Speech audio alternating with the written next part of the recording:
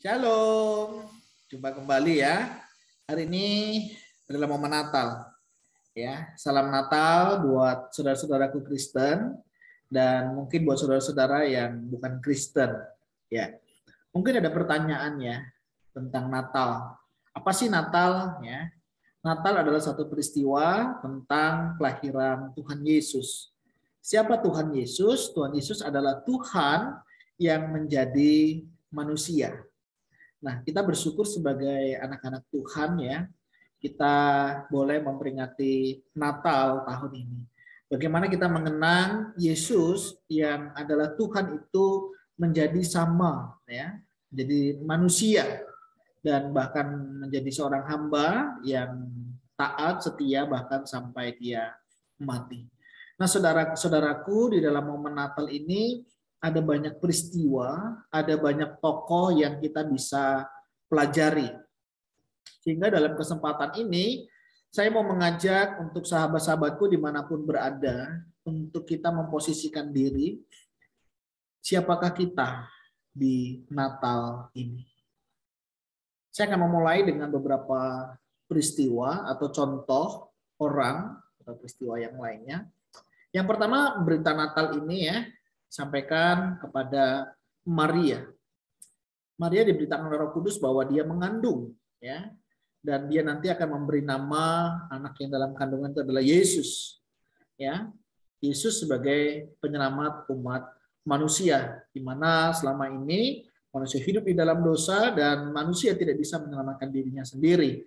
Sehingga Yesus ya dengan rela dia nanti mati di atas kayu salib. Nah, belajar apa dari kisah Maria ini? Belajar dari Maria kita bisa belajar tentang hati seorang hamba. Aku adalah seorang hamba, terjadilah padaku seperti yang kau kehendaki. Saudara, menarik sekali saudara ketika kita belajar dari seorang Maria. Bukan dia tidak tahu akan resiko yang akan dia terima ketika dia mengandung, di mana dia belum menikah. Akan dicurigai, akan disalahpahami, akan disalah mengerti. Dan tentunya hal ini tidak mudah.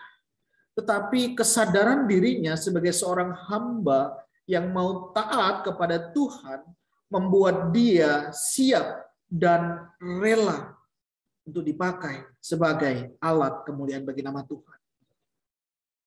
Yang kedua, kita belajar dari seorang Yusuf, pasangan daripada Maria. Pada saat itu, saudara, mereka sudah bertunangan. Dan ketika Yusuf mendengar berita bahwa tunangannya itu hamil, sempat, saudara, dia mau menceraikan Maria. Saudara, kenapa dimunculkan kata menceraikan? Karena mereka yang sudah tunangan itu diibaratkan seperti sepasang keluarga. Cuman bedanya, saudara, mereka belum melakukan selayaknya sebagai suami istri. Nah, sehingga dengan diam-diam Yusuf berencana untuk menceraikan Maria. Tetapi ketika malaikat Tuhan datang menjumpainya, Yusuf menyadari bahwa ini semua ada dalam rencana Tuhan. Ketika dia menyadari ini adalah rencana Tuhan, saudara, dia mengurungkan niatnya dan merawat Maria dengan baik sampai mereka melahirkan. Dibawalah ke Bethlehem. Saudara bisa bayangkan dari Nazaret ke Bethlehem, ya, satu tempat yang cukup jauh, perjalanan kurang lebih 100-120 km. Itu ditempuh dengan berjalan kaki, ataupun kalau ada keledai, dia mengenakan keledai. Saudara bisa bayangkan, bukan hal yang mudah ketika seseorang hamil tua harus berjalan jauh. Tetapi hati yang mau taat, hati yang mau dipakai oleh Tuhan menjadi alat kemuliaannya, mereka mengerjakannya. Dan waktu mereka tiba di Bethlehem, mereka tidak mendapati satu tempat penginapan yang cukup privasi untuk seorang bisa melahirkan.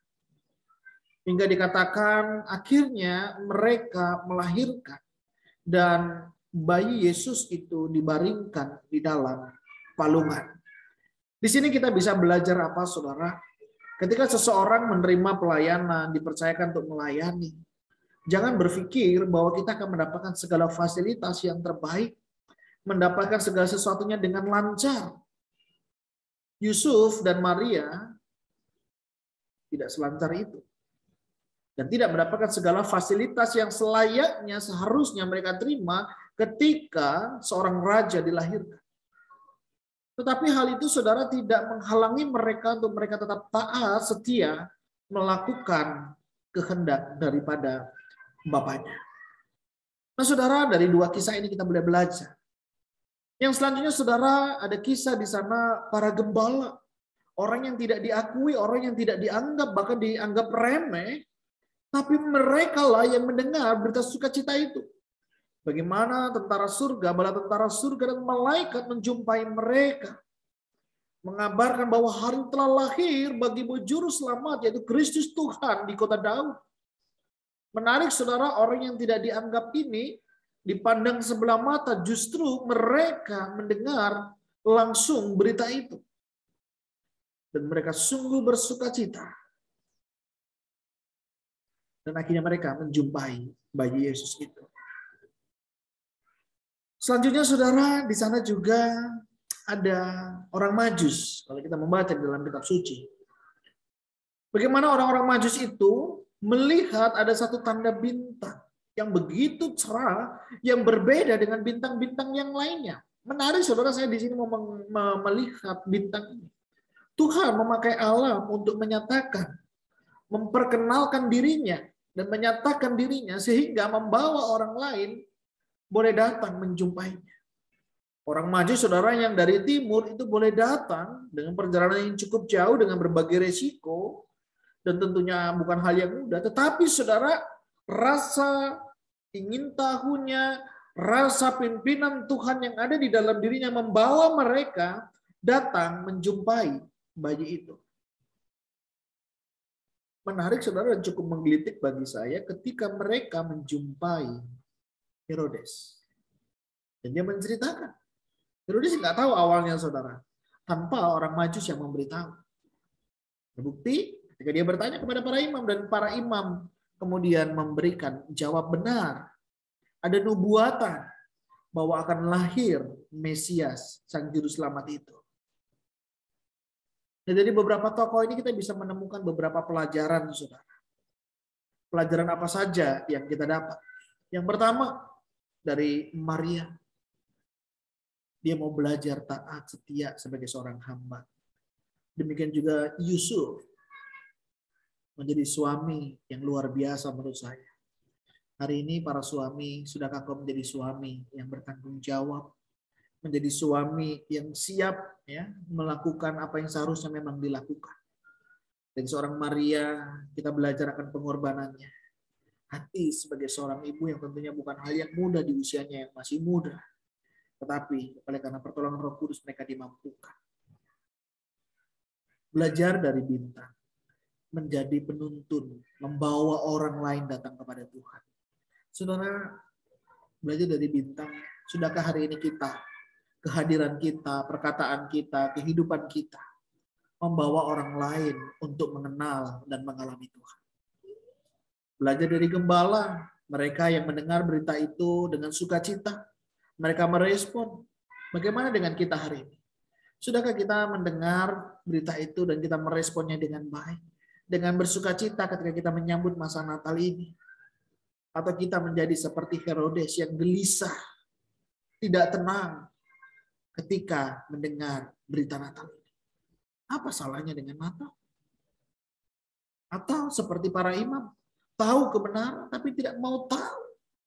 Saudara mungkin sudah tahu apa itu Natal, sudah mengerti makna Natal.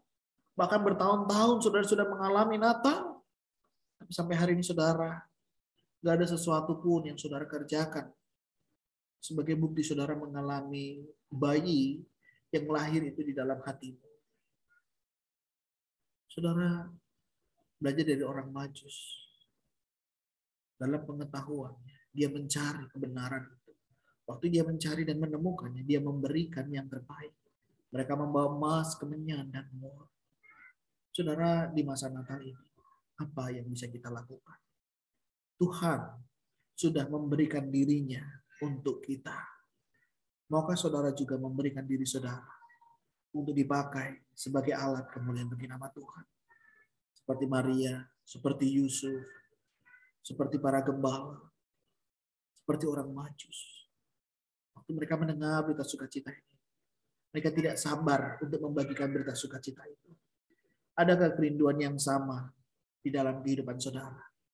Juga tidak sabar untuk membagikan bahwa setiap orang yang percaya kepadanya tidak binasa, melainkan memperoleh hidup yang kekal. Dia adalah Immanuel. Dia beserta dengan kita. Dia beserta dengan saya. Dan dia juga beserta dengan saudara. Mari saudara, bagikan berita sukacita Natal ini. Yesus telah lahir. Biarlah Yesus juga lahir di hatimu. Tuhan Yesus memberkati kita semua. Shalom.